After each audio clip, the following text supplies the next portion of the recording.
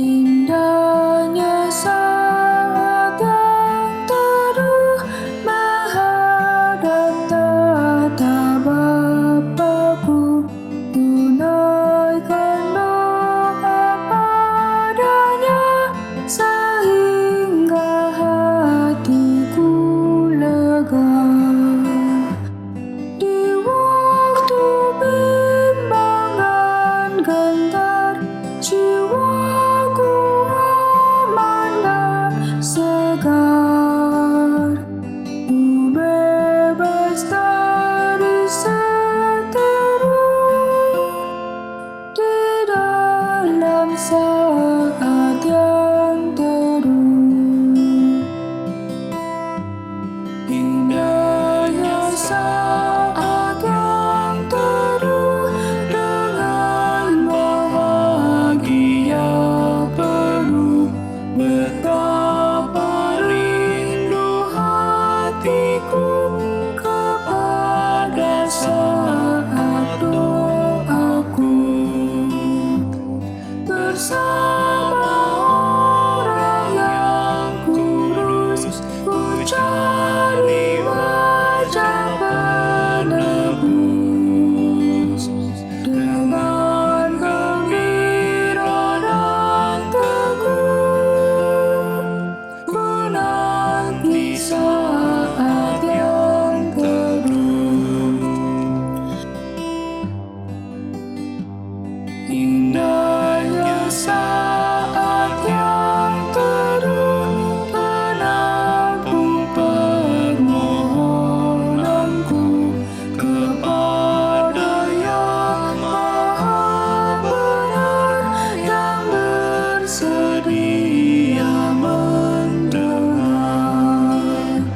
Sejak kulihat wajahnya, ku yakin pada firman-Nya dan menyerahkan bimbangku di dalam saat yang teduh.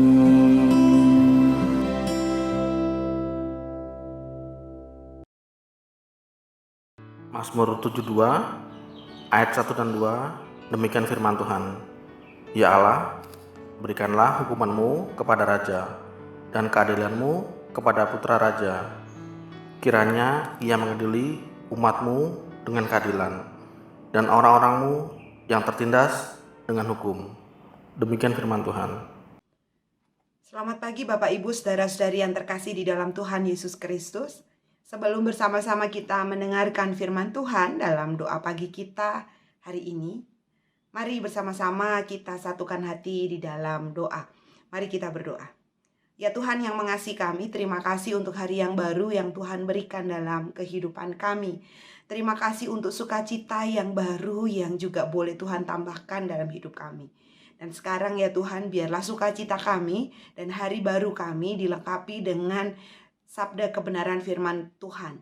Dan biarlah firman yang kami dengar pada saat ini juga boleh menuntun kaki dan langkah kami, sehingga hidup kami sungguh berkenan di hadapan Tuhan. Oleh sebab itu mari berkata-katalah atas kami, karena kami anak-anak-Mu di tempat ini bersedia untuk mendengarkannya. Di dalam Kristus kami berdoa dan bersyukur. Amin. Firman Tuhan pada pagi hari ini diambil dari Kisah Para Rasul pasal yang ke-7 ayat 44 sampai dengan 53. Demikian firman Tuhan. Kemah kesaksian ada pada nenek moyang kita di padang gurun, seperti yang diperintahkan Allah kepada Musa untuk membuatnya menurut contoh yang telah dilihatnya. Kemah itu yang diterima nenek moyang kita dan yang dengan pimpinan Yosua dibawa masuk ke tanah ini, yaitu waktu tanah ini direbut dari bangsa-bangsa lain yang dihalau Allah dari nenek moyang kita. Demikianlah sampai kepada zaman Daud. Daud telah mendapat kasih karunia di hadapan Allah dan ia memohon supaya ia diperkenankan untuk mendirikan suatu tempat kediaman bagi Allah Yakub. Tetapi Salomolah yang mendirikan sebuah rumah untuk Allah. Tetapi yang Maha Tinggi tidak diam di dalam apa yang dibuat oleh tangan manusia. Seperti yang dikatakan oleh Nabi, langit adalah tahtaku dan bumi adalah tumpuan kakiku. Rumah apakah yang akan kamu dirikan bagiku? Demikian firman Tuhan. Tempat apakah yang akan menjadi perhentianku? Bukankah tanganku sendiri yang membuat semuanya ini? Hai orang-orang yang keras kepala dan yang tidak bersunat hati dan telinga, kamu selalu menentang Roh Kudus, sama seperti nenek moyangmu. Demikian juga kamu. Siapakah dari nabi-nabi yang tidak dianiaya oleh nenek moyangmu?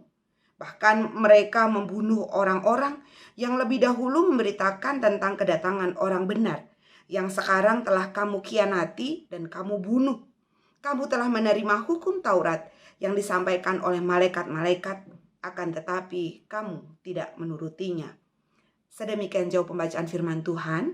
Yang disebut berbahagia adalah setiap kita yang bukan hanya menjadi pendengar firman, tetapi menjadi pelaku-pelaku firman Tuhan. Bukan saya, itu Cici. Bukan Ma, itu Dede. Suara-suara seperti ini hampir setiap hari terdengar di seantero rumah saya. Meski mereka belum mencapai 11 tahun, anak-anak saya ini sudah sangat mahir untuk membela dirinya sendiri dan mencari kesalahan orang lain. Namun, bukankah memang membela diri dan mencari kesalahan orang lain adalah naturnya manusia? Membela diri adalah salah satu bentuk survival. Membela diri adalah proses mempertahankan kehidupan saya. Kehidupan orang lain itu bukan urusan saya. Ibu bapak saudara-saudari, disinilah persoalan demi persoalan dimulai. Ketika kita manusia kehilangan kepekaan bahwa hidup orang lain pun perlu dipertahankan dan dibela. Upaya mempertahankan hidup dan membela orang lain inilah yang dilakukan oleh Stefanus. Teks yang kita baca hari ini adalah pembelaan Stefanus di depan Mahkamah Agama. Alih-alih mengatakan, bukan saya, atau menyatakan pembelaan yang meringankan hukumannya, justru Stefanus menyuarakan kebenaran demi kehidupan umat Tuhan yang lebih baik. Di dalam pembelaannya ini, Stefanus itu antara sedih dan juga marah. Marah karena betapa bebalnya umat Tuhan ini. Terutama orang-orang yang saat ini sedang merancang hukuman untuk Stefanus. Orang-orang yang secara akhlak dihormati. Orang-orang yang secara intelektual disanjung. Dan orang-orang yang secara fisik dikagumi. Kepada mereka, Stefanus mengatakan dengan lantang, Tuhan itu kurang apa sih sama umatnya? Keluar dari tanah perbudakan, dipulihkan identitas dirinya dari bangsa budak menjadi bangsa yang merdeka, disertai perjalanannya di padang gurun yang syarat dengan pergumulan, dan diberkati dengan tanah perjanjian yang untuk menuju ke sananya juga penuh dengan perjuangan. Tangan Tuhan itu rasanya tidak kurang bertindak untuk umatnya. Namun alih-alih menunjukkan ketaatan dan kesetiaan, umat Allah justru berlaku sebaliknya. Rumah yang didirikan untuk berjumpa dengan Allah justru digunakan untuk meniadakan Allah dengan aturan-aturan yang dihayati secara letterless, yang kemudian ujungnya apa? Menyengsarakan dan membelenggu sesama umat manusia. Dengan lantang, Stefanus bersuara bahwa Tuhan itu tetap setia. Dan meski umat tidak setia, tanpa ragu, Stefanus mengatakan mereka sebagai orang yang keras kepala. Apakah Stefanus tidak tahu hukumannya di Rajam Batu setelah dia mengatakan mereka adalah orang yang keras kepala? Tidak, ia tahu persis apa yang akan terjadi berikutnya. Namun, Stefanus tidak membela dirinya sendiri. Di saat-saat terakhir hidupnya, ia justru membela saudara-saudaranya dengan mengingatkan bahwa Tuhan itu nggak kurang-kurang kok sama umat yang dikasihinya. Ibu bapak, saudara-saudari yang dikasihi Tuhan Yesus Kristus, firman Tuhan hari ini mengajak kita untuk bersuara bukan untuk kepentingan diri kita sendiri. Bersuaralah untuk membela dan mempertahankan hidup orang lain. Loh, sudah kok. Saya itu sudah bersuara. Tapi saya bersuara malah dibilang rewel. Terus ujung-ujungnya saya dianggap orang unik, orang aneh. Dan akhirnya apa? Dijauhin. Saya mah berani orangnya. Gak kayak si A, si B yang sebenarnya gak suka. Tapi diem-diem baik, ngomongnya di belakang. Bapak Ibu, saudara-saudari yang dikasih oleh Tuhan Yesus Kristus, situasi seperti tadi memang acap kita jumpai. Jika kita kemudian dianggap rewel, bawel, orang aneh. Sebentar. Jangan-jangan apa yang kita suarakan muatannya itu adalah kepentingan kita. Yang kita bungkus dengan kepentingan orang lain. Ini cuma jangan-jangan loh ya, jangan marah. Artinya kita diajak untuk mawas diri.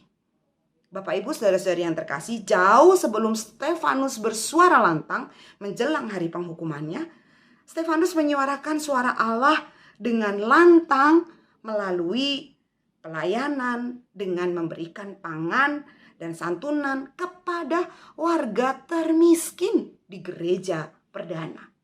Stefanus tidak hanya mahir berkhotbah dengan kata-kata yang memukau, namun Stefanus dalam segala kekurangan yang dia miliki, dia mahir juga dalam menunjukkan aksinya.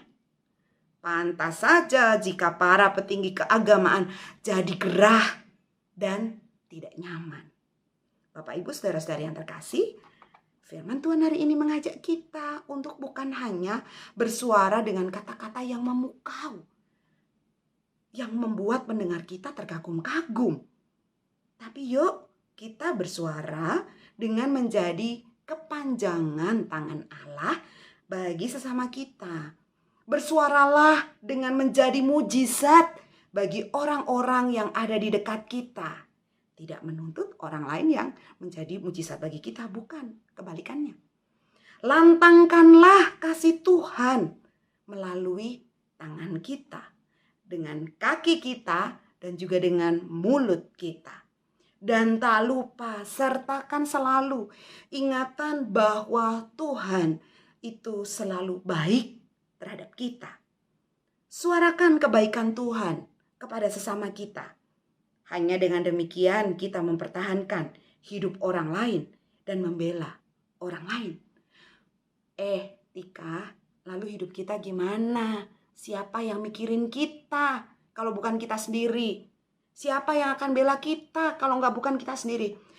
Bapak, Ibu, saudara-saudari yang terkasih, udah, kalau untuk diri kita mah gak usah dipikirin.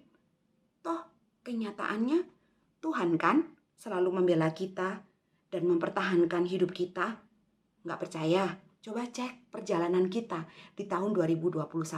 Siapa yang membela kita? Siapa yang mempertahankan hidup kita? Siapa yang memikirkan kita? Tak jemu-jemunya, hanya Tuhan. Tuhan gak pernah habis akal buat kita. Mari bersuaralah. Tuhan menolong kita. Amin. Ya Tuhan yang mengasihi kami, terima kasih untuk berkat kehidupan yang Tuhan berikan kepada kami. Terima kasih karena hidup kami tidak pernah terlantar. Karena Engkau Allah yang selalu mencukupkan kehidupan kami. Saat ini ya Tuhan, kami mau bersama-sama bersatu hati berdoa untuk anak-anak atau keluarga-keluarga yang merasa terabaikan, merasa kesepian, mereka yang juga mengalami kekerasan, baik fisik maupun kekerasan seksual. Tuhan, Engkau yang menolong anak-anak dan keluarga-keluarga yang terus berjuang dalam hidup mereka. Dan jika Engkau berkenan, maka pakailah kami untuk juga boleh menopang, menjadi teman bagi anak-anak, keluarga-keluarga yang ada di sekitar kami yang merasa kesepian, diabaikan, dan terlantar. Tuhan yang Maha Baik, saat ini kami berdoa juga untuk setiap para karyawan, para pekerja di perusahaan, kuli panggul, di pelabuhan, para pemulung, para pembantu rumah tangga, dan siapapun yang bekerja di bawah atau bekerja untuk orang lain. Tuhan berikan hati yang penuh sukacita kepada mereka sehingga mereka boleh bekerja bukan hanya semata untuk uang, tetapi mereka juga boleh berkarya untuk mensyukuri kehidupan yang Tuhan berikan bagi mereka. Oleh sebab itu kami juga berdoa bagi para pemilik usaha, pemilik perusahaan, para pengepul dari pemulung. Tuhan, berikanlah kepada mereka hati yang besar sehingga mereka memperlakukan para karyawan, memperlakukan para pekerjanya bukan semata karena untuk membayar mereka, tetapi mereka memperlakukan sebagaimana Tuhan sudah memperlakukan mereka. Berkati mereka. Ya Tuhan yang penuh kasih, saat ini kami juga berdoa untuk masyarakat yang kesulitan air bersih. Tuhan, biarlah tangan kebaikan-Mu juga hadir melalui kami. Tolong kami agar supaya kami boleh menjadi kepanjangan tangan-Mu sebagai berkat, menjadi mukjizat bagi masyarakat yang kesulitan air bersih. Dan tolong kami juga untuk juga boleh menghemat penggunaan air sehingga ini menjadi bagian dari kepekaan kami kepada saudara-saudara kami yang kesulitan air bersih. Tuhan, saat ini kami juga berdoa bagi mereka yang terus berupaya untuk mendapatkan pekerjaan demi mencukupi kehidupan keluarga dan hidup sehari-hari. Tuhan, kami percaya Engkau tidak akan meninggalkan mereka. Kami percaya Engkau selalu punya jalan dan punya cara untuk menolong mereka. Dan sekiranya Tuhan berkenan, pakailah kami untuk menjadi jalan, menjadi berkat bagi mereka yang hilang pekerjaan. Berikanlah kepada kami hati yang besar supaya kami juga boleh mendukung saudara-saudara kami ataupun masyarakat di sekitar kami yang tidak memiliki pekerjaan. Dan kami bersyukur untuk hati yang Tuhan berikan buat kami. Ya Kristus yang penuh kasih, saat ini kami juga mau berdoa untuk pelawatan bagi anggota jemaat dan simpatisan GKI Surya Utama. Tuhan, berikanlah hati yang penuh dengan sukacita untuk para pelawat. Biarlah setiap kali para pelawat menelpon, mengirim pesan, itu boleh mereka lakukan dengan penuh suka hati. Sehingga setiap jemaat yang dilawat boleh merasakan kasih dan pemeliharaan dari Tuhan semata. Oleh sebab itu ya Tuhan, kami percaya Tuhan yang terus mengeratkan setiap kami, sehingga baik suka maupun duka, kami terus melawat sesama kami. Dan kami juga membuka diri untuk dilawat oleh sesama kami. Dan tolong kami Tuhan, agar supaya kami boleh memiliki hati yang tulus, hati yang jernih, hati yang jujur saat kami menerima lawatan ataupun saat kami melakukan pelawatan. Terima kasih Tuhan, dan biarlah lewat ini semua kami boleh menyuarakan suara kebenaran dari Tuhan. Di dalam Kristus kami berdoa dan bersyukur. Amin.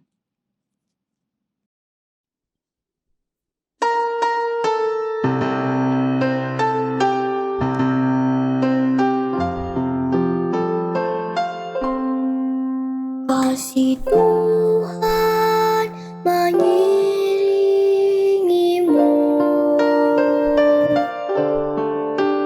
dan sayapnya melindungimu.